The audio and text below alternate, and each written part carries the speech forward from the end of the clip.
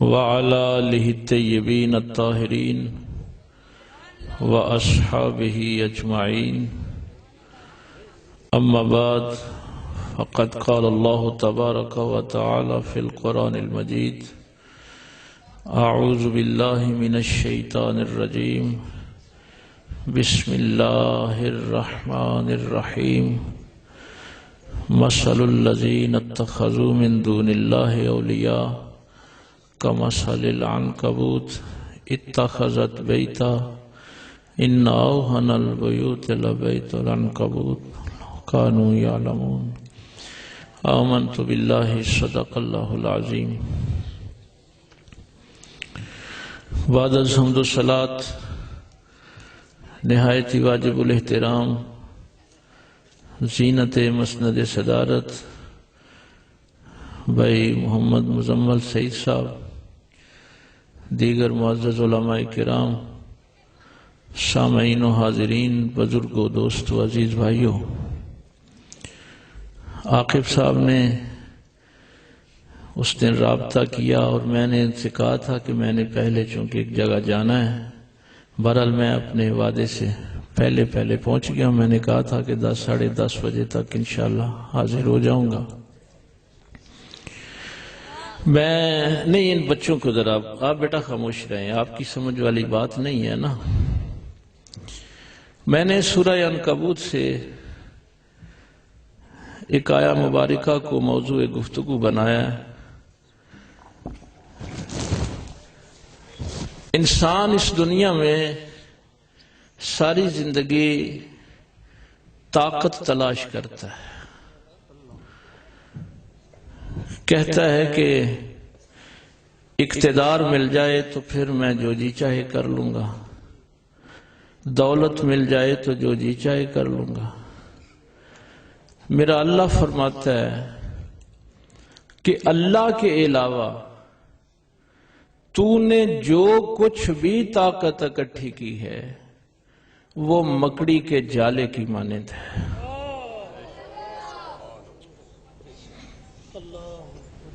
بڑھیا بات سورہ علق میں. آپ کو پتہ ہے میں قرآن کریم کا طالب علم ہوں، ہماری گفتگو قرآن کریم سے ہی زیادہ ہوگی. اللہ فرماتا ہے کَلَّا إِنَّ الْإِنسَانَ لَيَطْغَىٰ. طغیانی آپ سمجھتے ہیں نا، آپ کے قریب تو نہر ہے، دریا میں کہتے ہیں طغیانی آ گئی. تو طغیان ہوتا ہے جب کوئی چیز حد سے باہر نکلتی ہے. تو جب کوئی حد سے باہر نکلتا ہے تو نقصان کرتا ہے.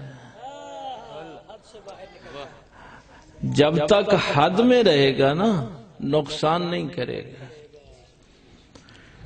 اس لیے کوشش کریں کہ حد میں رہیں. ویسے ایک مقام ہے جہاں قرآن نے کہا وَتُعَزِّرُوهُ وَتُوَقِّرُوهُ.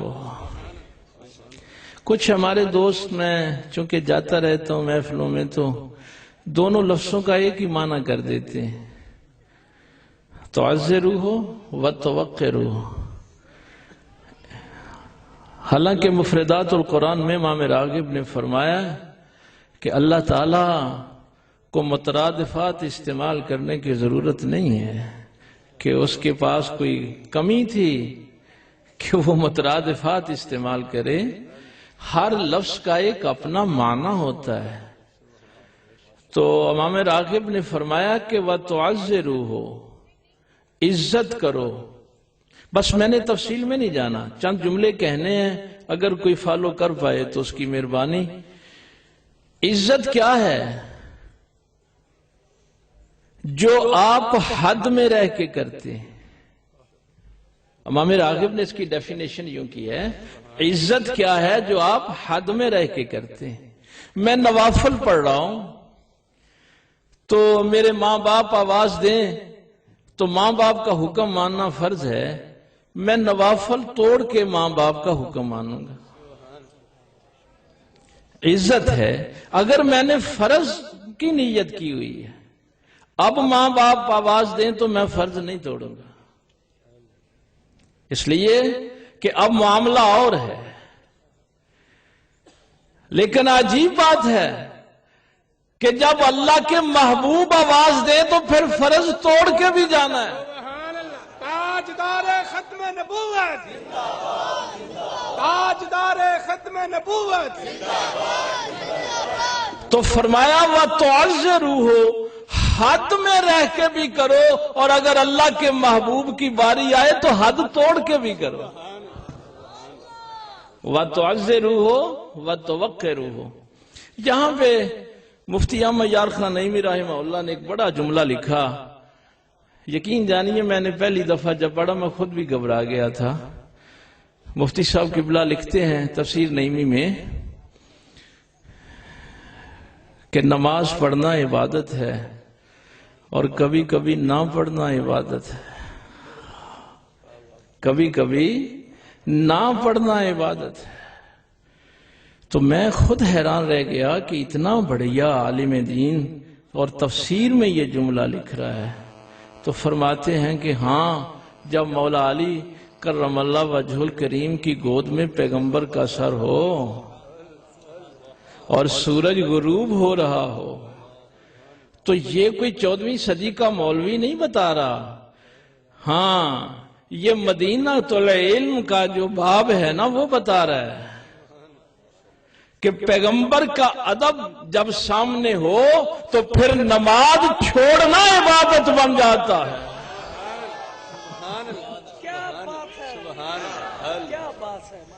وَتُعَزِّرُوهُ وَتُوَقِّرُوهُ۔ تو یہ بات میں اس لیے عرض کر رہا ہوں کہ یہ صرف ایک ہی ہستی ہے۔ باتیں تو پتہ نہیں آج کل فتنوں کا دور ہے، کہاں کہاں سے آنی امپورٹ ہو رہی ہیں بڑی، یقین جانیے دکھ ہوتا ہے کہ پتہ نہیں کیا قرآن حدیث اب ہم لوگوں کو پڑھائیں گے کہ فرشتہ وحی لے کے آیا اور پاک پیغمبر صلی اللہ علیہ وسلم کو سینے سے لگایا تو پھر ان کو سبق یاد کروایا۔ او بے وقوفو، جس پیغمبر کے مقتدی آدم کو اللہ فرمائے وَعَلَّمَ آدَمَ الْأَسْمَاءَ كُلَّهَا، آدم کو علم ہم نے سکھایا تھا، فرشتوں نے نہیں سکھایا۔ آدم کو علم ہم نے سکھایا ہے۔ وہ بھائی اگر فرشتے سکھاتے تو سجدہ کیسے کرتے؟ یہ ممکن ہی نہیں تھا۔ تو اس آدم کے آقا و مولا کے متعلق یہ کہو کہ فرشتے علم سکھانے آ گئے۔ الرحمن علم القرآن خلق الانسان علمہ البیان۔ ماشاءاللہ تشریف لائیں حضرت، تشریف لائے۔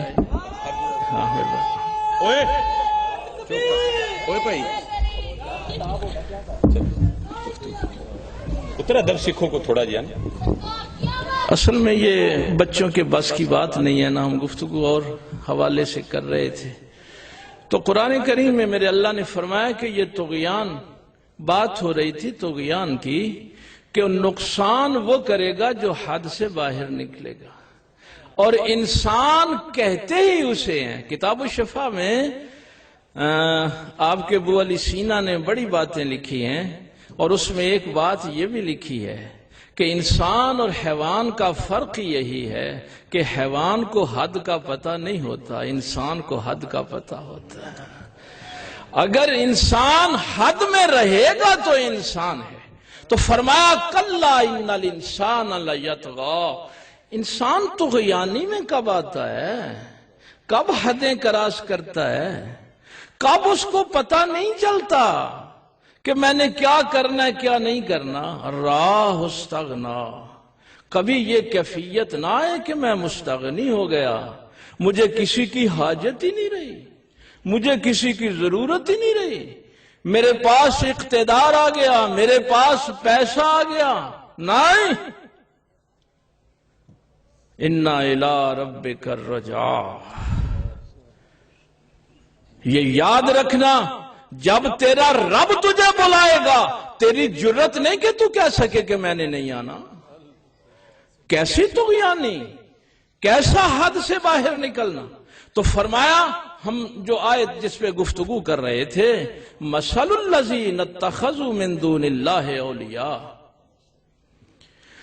اللہ کے علاوہ جو تم نے طاقتیں اکٹھی کی، جو دوستیاں بنائیں، وہ مثل عنکبوت، مکڑی کے جالے کی مانند۔ بڑھیا بات کہی قرآن نے، اتخذت بیتا، مکڑی نے اپنا گھر بنایا ہے، اور گھر کوئی بھی کمزور نہیں بناتا۔ یہ یاد رکھنا، جتنی جتنی صلاحیت ہوتی ہے نا، ہر کوئی اپنا زور لگاتا ہے۔ ان اوہن البیوت، لیکن تمہیں پتہ ہے بڑا بدا گھر ہے، بڑا کمزور گھر ہے، نہ دھوپ سے بچا سکے، نہ آندھیوں سے،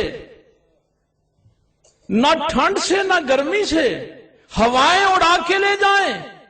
یہ وہ طاقتیں ہیں جو تو نے اللہ کے علاوہ اکٹھی کی۔ کبھی کسی پہ اعتماد نہ کرنا۔ جو طاقتیں، یعنی یہ طغیانی کی جو طاقتیں ہیں، اللہ فرما رہا ہے کہ یہ مثل عنکبوت ہے۔ اب قرآن کریم آپ کو ایک طرف اور لے کے آیا، بس ایک اشارہ کیا۔ کبھی یہ ذہن میں آ جائے کہ میں بڑا تگڑا ہو گیا ہوں، بڑا یور والا ہو گیا ہوں، مجھے کسی کی پرواہ ہی نہیں ہے۔ یا معشر الجن والانس، اے جنوں اور انسانوں کے گروہ، ان استطعتم ان تنفذوا من اقطار السماوات والارض۔ کبھی ذہن میں یہ بات آ جائے نا کہ میں بڑا یور والا ہو گیا ہوں، تو اس زمین و آسمان کے کناروں سے ذرا باہر نکل کے تو دکھاؤ۔ اللہ تمہارا یور دیکھ لے، تمہاری طاقت کو دیکھ لے۔ آپ کو میں ایک بات بتاؤں، علامہ صاحب تشریف لے آئے۔ اب یہ جو حضور مجدد پاک نے بھی اس کی ایک لمبی تفصیل بیان فرمائی ہے کہ مسلمان اور پھر مومن اور پھر صالح کے بعد ابرار، پھر متقی، مقرب، ولی، اور یہ جتنے بھی درجات آگے غوث تک اور پھر نبی اور رسول تک۔ بڑھیا بات فرمائی حضور مجدد پاک رحمت اللہ تعالی علیہ نے، سب سے بڑا عہدہ رسول نہیں ہے، سب سے بڑا عہدہ عبد ہونا ہے۔ یہ جو کلمہ میں اور آپ پڑھتے ہیں نا، نبی پاک صلی اللہ علیہ وسلم نے کسی کو یہ کلمہ نہیں پڑھوایا۔ سرکار صلی اللہ علیہ وسلم فرمایا کرتے تھے، پڑھا اشہد ان لا الہ الا اللہ وحدہ لا شریک لہ واشہد ان محمدا عبدہ ورسولہ۔ پہلے مجھے عبد کہہ، پھر رسول کہہ۔ آج کل تو ہمیں بڑا شوق ہے نا، یہ میرے بھائی بھی کہہ رہے تھے، وہ پروفیسر اور پتہ نہیں کیا کچھ۔ او بھائی یہ عہدے نہیں ہیں، عہدہ عبد ہونا ہے۔ میں کیا کہوں، اقبال نے پتہ نہیں کہاں بیٹھ کے یہ بات کہہ دی تھی کہ مقام بندگی دے کر نہ لوں شان خدا بندے۔ عبد ہونا۔ سرکار امام زین العابدین رضی اللہ تعالیٰ عنہ کی کتاب ہے صحیفہ سجادیہ، دعاؤں کا مجموعہ ہے۔ اس میں دعا سرکار مولا علی کرم اللہ وجہ الکریم کی دعائے خضری کے نام سے لکھی ہوئی ایک جملہ آپ کو ہدیہ کر دوں۔ میرے مولا علی سرکار کا جملہ، ہائے ہائے ہائے، کہتے ہیں میرے مالک، میرے پیدا کرنے والے، میرے لیے اتنی ہی عزت بڑی ہے، میں تیرا بندہ ہوں۔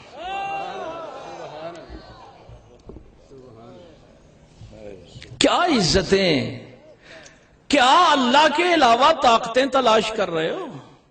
میرے لیے اتنی ہی عزت بڑی ہے، میں تیرا بندہ ہوں، اور میرے فخر کے لیے اتنا ہی کافی ہے کہ تو میرا پروردگار ہے۔ نعرہ تکبیر، نعرہ رسالت، نعرہ حیدری۔ اگلے جملے میں دعا بڑی لمبی ہے، صرف آپ کو ہدیہ کر دوں۔ مولا، میرے خالق، میرے پیدا کرنے والے، ہمیں تو اللہ سے مناجات کا طریقہ بھی نہیں نہ آتا، ہمیں تو سلیقہ بھی نہیں۔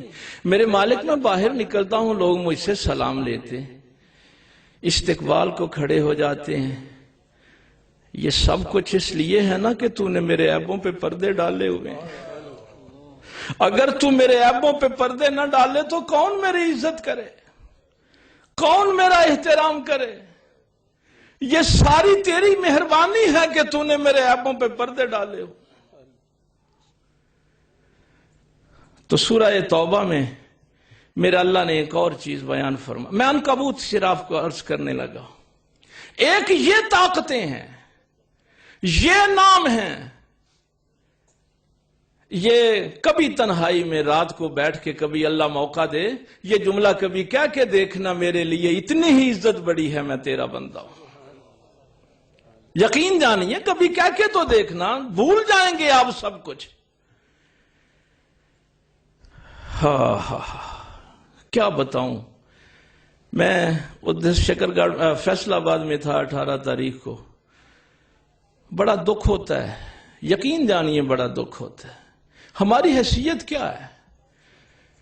جب پوچھا گیا میرے مولا علی سرکار کرم اللہ وجہ الکریم سے، تعارف انا عبید من عبد محمد صلی اللہ علیہ وسلم، میں محمد کے نوکروں میں سے ایک چھوٹا سا نوکر ہوں، یہ تعارف کرواتے ہیں۔ ہمیں بڑے بڑے تعارفوں کی ضرورت ہے۔ تو فرمایا کہ ذرا دیکھو یہ طاقتیں تم نے اکٹھی کی مکڑی کے جالے کی مانند ہیں، یہی مکڑی کا جالا۔ ہجرت کی رات میرے پاک پیغمبر صلی اللہ علیہ وسلم مکہ سے نکلے جنوب کی جانب، مدینے کو راستہ جاتا تھا شمال کی طرف سے، سرکار جنوب کی جانب نکلے، غار ثور ادھر ہی ہے۔ اب 3 دن ان راستوں پہ تلاش کرتے رہے مشرکین مکہ، بڑے بڑے انعامات رکھے ہوئے تھے۔ تیسرے دن ایک قدم شناس لے آئے، یہ ہمارے بر صغیر میں بھی یہ علم عربوں سے آیا ہے۔ علماء بیٹھے ہیں، ہماری پہلی سیرت سیرت ابن اسحاق ہے، اس کو پھر ابن حشام میں شامل کر لیا گیا۔ یہ جو ہمارے پرانے پڑھنے والے ہیں ان کو پتہ ہے، سیرت ابن حشام میں یہ بات لکھی ہوئی ہے۔ پتہ کتنے قدم شناس تھے؟ 7 سال کی عمر میرے اور تمہارے آقا و مولا سرکار مدینہ صلی اللہ علیہ وسلم کی بیت اللہ شریف میں آ گئے۔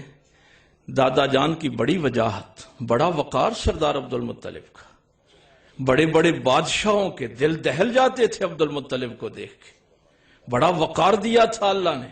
سرداران قریش سر جھکا کے بیٹھتے تھے، عبد المطلب سر اٹھائیں کسی کی جرت نہیں ہوتی تھی گفتگو کرنے کی۔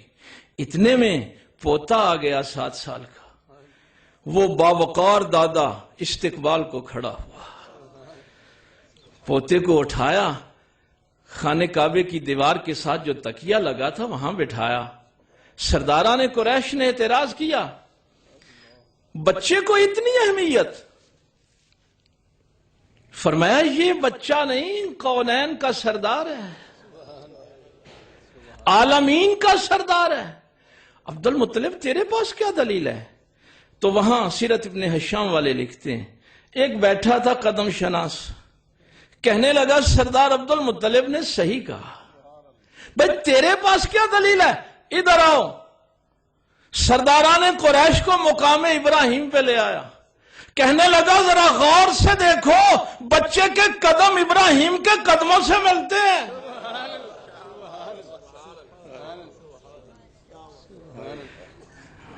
بھائی شاید آپ کے ذہن میں نہیں ہے یہ بات، وَإِذِ ابْتَلَىٰ إِبْرَاهِيمَ رَبُّهُ بِكَلِمَاتٍ فَأَتَمَّهُنَّ، بھائی بڑا آزمایا، آزمائشیں اللہ نے ابتلا میں ڈالا، بڑی بڑی آزمائشوں میں، فَأَتَمَّهُنَّ، ہر آزمائش میں کامیاب ہوئے، ہر آزمائش میں کامیاب ہوئے۔ قَالَ إِنِّي جَاعِلُكَ لِلنَّاسِ إِمَامًا، میرے اللہ نے فرمایا انسانوں کا امام بنایا۔